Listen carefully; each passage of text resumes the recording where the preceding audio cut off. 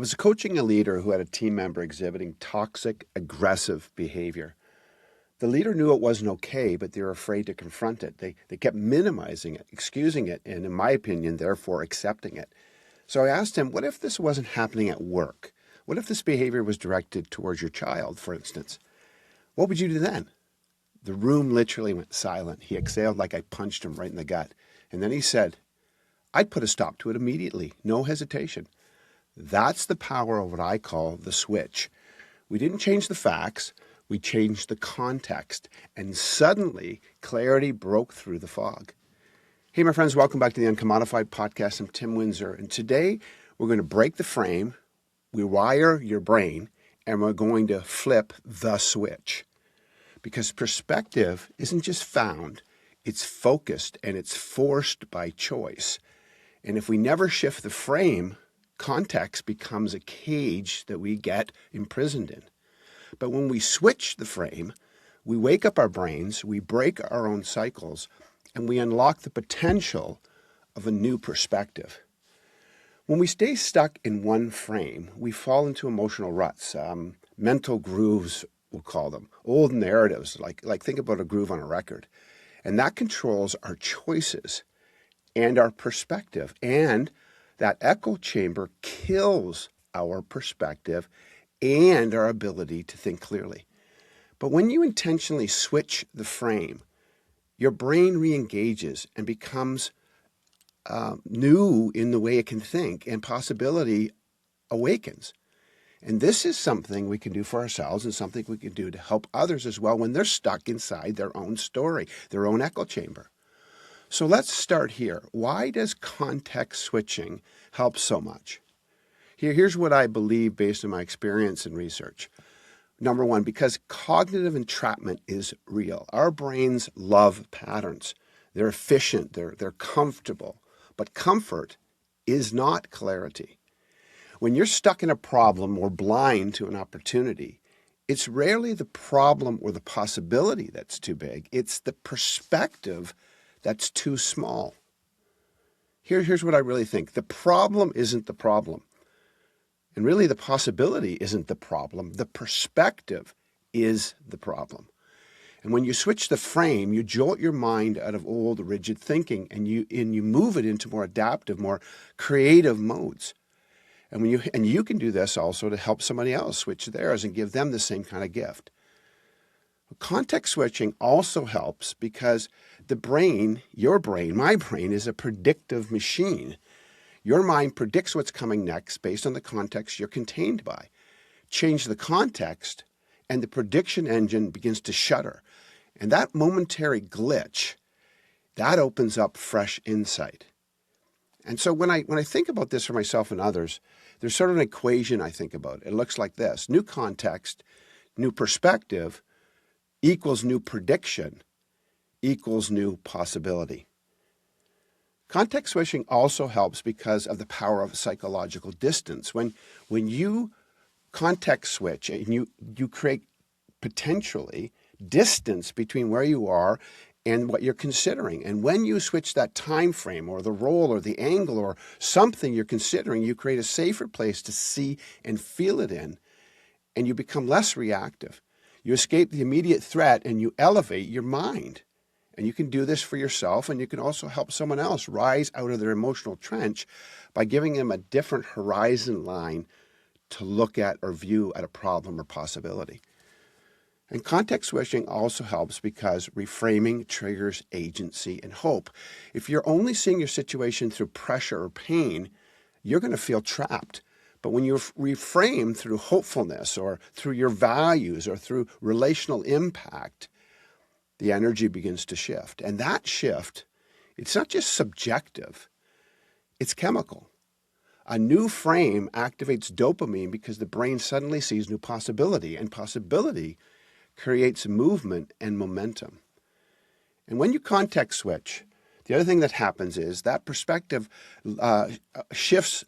It also actually creates empathy, and it creates better decision making because it actually lights up parts of the brain that control these things. what happens is you begin to become more willing to see things differently, and you become more stable and grounded as you do. Context switching also, I keep calling it swishing, it's not swishing, context switching also activates the part of the brain that interrupts autopilot and opens up new options. It increases your cognitive flexibility. You bounce back faster, you think more clearly, and you solve problems better. And here's the best news of all. You can also cause this to happen for someone else. You can help them. Now, let me introduce you to a simple yet powerful framework that I've created to help myself and others tap into the power of a new perspective. I call it the switch framework, and I often use it when I'm consulting and coaching. So here's how you can switch. How you can switch a lot of different things for yourself and others to help us along the way. Now, the switch framework for me, I unpack, and I'm going to unpack it based on an acronym based on the word switch. So S in switch stands for me, shift the scene.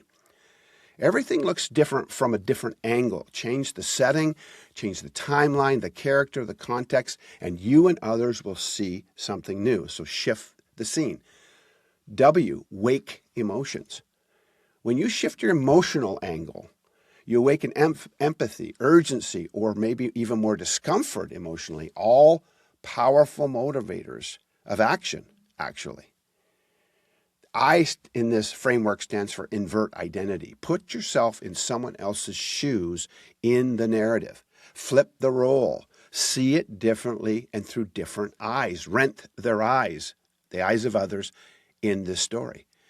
T stands for me, trigger neurodisruption. Shake up the predictable. The brain fires differently when the frame changes. And when the brain fires differently, you think differently, and so do others. The C in the switch framework stands for challenge the default. Your default lens got you here. You will need a new lens to help you move forward. And lastly, the H in the word switch stands for hold the tension. And this is very hard to do. Don't rush past discomfort. Stay long enough for clarity to show up. Growth always awaits just beyond discomfort and delay. Now, context switching isn't just about seeing problems from a different perspective. That's one part of it, but it's also about seeing your opportunities and possibilities with fresh eyes. It's about discovering who you could become if you looked at your life from a different angle.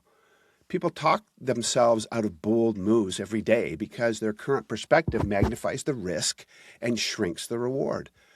But if you switch the framework, the equation changes too. If you go from, I don't have enough experience to, what if this is exactly the experience I need to grow into what I'm becoming, you switch the framework.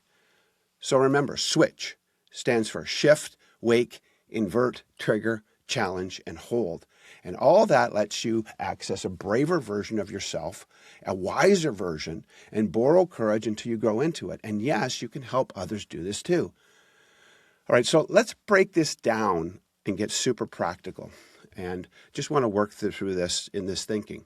So how do we switch? Well, we switch by asking high-impact questions. And we let clarity shine through that new perspective as we answer them. When guiding others or ourselves, don't rescue, wrestle. Don't rescue, wrestle. And let yourself and others reflect and then rise. Now when should we implement this shift framework? Well, I think when you and others are mentally looping, when emotion is fogging the moment and your ability to see, when you and others are hesitating, even though you know the truth, when fear paints opportunity as danger, when your creativity stalls, these are all signals. They're invitations to switch. And then what can you switch to unlock new perspectives for yourself and others? Well, you can switch the stakeholder in the framework or the narrative. You could ask questions like, what if this was happening to your future self, your child, like I did for that leader who I told you about earlier? Or you could ask, what would happen if you were someone else in the story that you deeply respect? All of a sudden, as you switch a stakeholder, your empathy will change. Your perspective changes. You can also switch the setting. You could ask a question like, how you handle this in a friendship? What if I was in a volunteer group? What if I was in the boardroom right now? Different settings bring different instincts. You can also switch the storyline. If your life were a movie, what would the hero do next? You can also switch the time frame that you're considering. You can compress it or elongate it by asking a question like, what would your 80-year-old self say? Because distance tends to bring wisdom. And you can also switch the role. You could ask, what if I were mentoring someone else through this? What would I tell them? In fact, that's a great question for you to ask somebody else. What if you were mentoring me? That would be a great question. It will bring some clarity. Clarity often shows up when we play the part of someone else in the story. So here's the bottom line for me. If you can't change your context, I don't think you can change your conclusions. Context isn't just background, it is chemistry. Shift it, and you shift everything. And this switch enables and energized by the questions you ask, they free you from the limitation of the answers you currently have. So I just want to dive in another even more practical level. And I just want to give you a series of questions that you could ask under these. And again, if you want to pause the podcast along the way, you could write some of these down. But if you want to shift the scene, again, here's some questions you could ask. What if this happened at home instead of work? What if I see this if it were about somebody else? What if this wasn't all about me? What would it look like from another culture or industry perspective? When you want to wake emotions as part of the switch process, you can ask, what emotion have I avoided here? What would I feel if someone else I loved was facing this? What is the emotional cost of staying stuck? If you want to practice the I in switch and invert identity, you could ask questions like, what if I were them? What would I need from me? What assumptions am I making? How would this feel on the receiving end? If you want to implement the T in switch, triggering neural disruption, you can ask, what's one perspective I've never considered? If an outsider watched my life right now, what would they see? What does my future self want me to notice right now? If you want to activate the C in switch to challenge the default, you can ask, what story I've been telling myself? Is this true or is it just comfortable? What belief here needs to be challenged or changed? And if you want to hold tension, ask, can I stay here a bit longer without escaping it? What's rising right now in me emotionally as I sit in this and why? And you could also ask, can I hold both fear and possibility at the same time? Remember, perspective isn't just found, it's focused and it's forced by choice. So choose to activate and accelerate the switch today for yourself and others. All right, we're done here. Time for you to take a break and me as well. Thanks for listening. If this episode switched you on, send it to someone who needs to make the switch as well. I'm Tim Windsor. This is Uncommodified. Break the frame, rewire your brain, and do it by using the switch. Cheers.